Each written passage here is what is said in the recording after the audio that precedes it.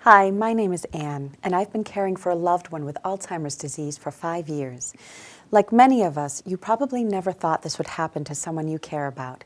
But now that your loved one has been diagnosed with mild to moderate Alzheimer's disease, you want to do everything you can to help. It is important to work with your loved one's healthcare team to manage the disease in the best possible way. Empower yourself with knowledge and support by building a strong and open relationship with your loved one's doctors and nurses. Some helpful ways to do this include the following. Always provide accurate information about any symptoms or side effects you notice, including severity or changes. Ask questions that arise concerning the disease, its treatment, the management of your loved one's health, and anything else. There are a number of steps that you can take to help manage the treatment of mild to moderate Alzheimer's disease, and the first step is to learn as much as possible about your loved one's treatment plan. Before each visit to the doctor, you might want to prepare a list of questions to ask, and then during the visit, write down the answers provided. Don't be afraid to ask for information to be repeated.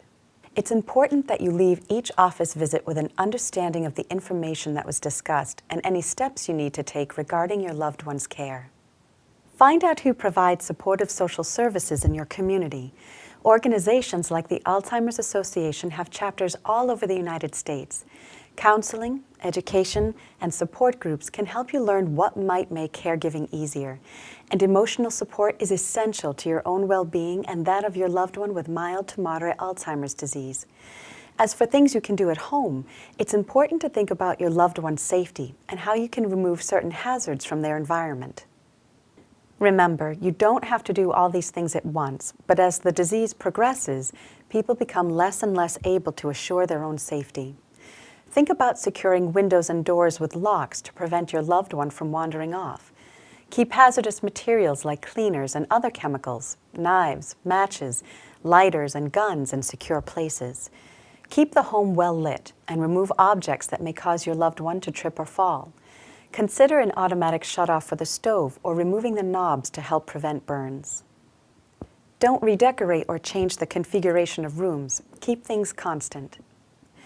As people are now often being diagnosed at the early stage of Alzheimer's disease, it is important to try to remember that they are still the person they were before the diagnosis. While they have limitations, they also have remaining strengths. Try to figure out what activities you and your loved one have enjoyed that you can still enjoy together. Enter your loved one's world. Don't fight it. Find the humor and try to talk with them in terms of their logic. Keep your loved one engaged and continue to relate to them as a person. Talk to them. Try to figure out how to communicate in a way they will understand, even when they can't talk back in a way you understand. If being physically affectionate has been part of your relationship, hold their hand, even if they don't reach for yours. It's also helpful to begin long-term planning regarding future healthcare and legal decisions for your loved one so that you can eliminate some of the stress from these decisions later on. If the person is in the early stage of Alzheimer's disease, he or she can participate in making these decisions. Keep copies of all important papers, such as your loved one's will, health insurance cards, and financial information in a safe place, and make sure they are all up to date. Learn about the benefits provided by Medicare, Medicaid, and other forms of insurance. Establish who will be the decision maker in the event that your loved one is unable to make decisions. Talk with an attorney experienced in elder care issues about how to plan for legal matters, such as power of attorney. Consult a financial planner for help with investments or long-term care coverage plans. Caregivers like us play a very important role in the lives of people with mild to moderate Alzheimer's disease. Your efforts help make the life of your loved one as comfortable as possible.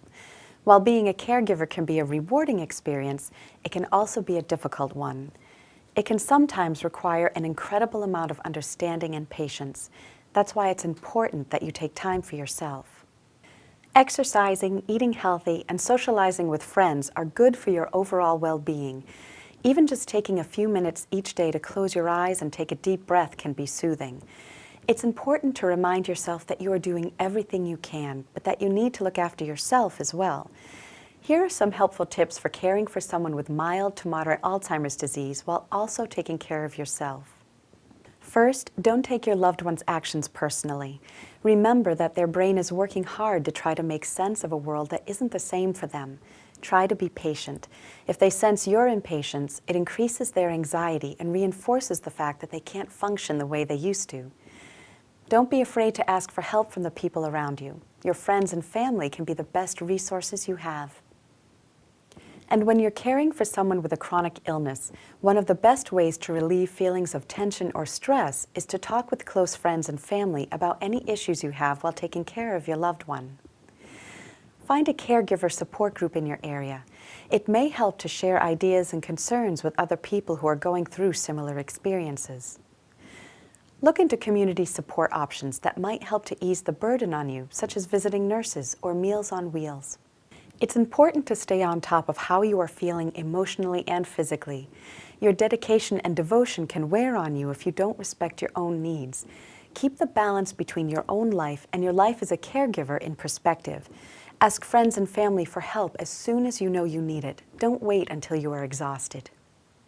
For example, if you need help taking your loved one to doctor's appointments or social activities, ask someone to come along with you.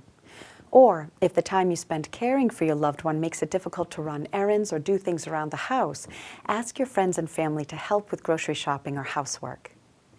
Try to maintain some of your own interests and find time to chat with family and friends about ordinary things, not just caregiving. Be sure to maintain your own health. Keep up with preventive doctor's visits, dentist appointments, etc. Time spent reading, relaxing, or listening to music can help you relieve stress. If you find yourself unable to speak about your feelings with anyone else, try writing them down in a journal to give yourself a personal outlet. You should consider seeking professional medical help if you are overwhelmed by feelings of depression or anxiety. Thank you for watching. Speaking as one caregiver to another, I'm happy that I can provide you with some advice.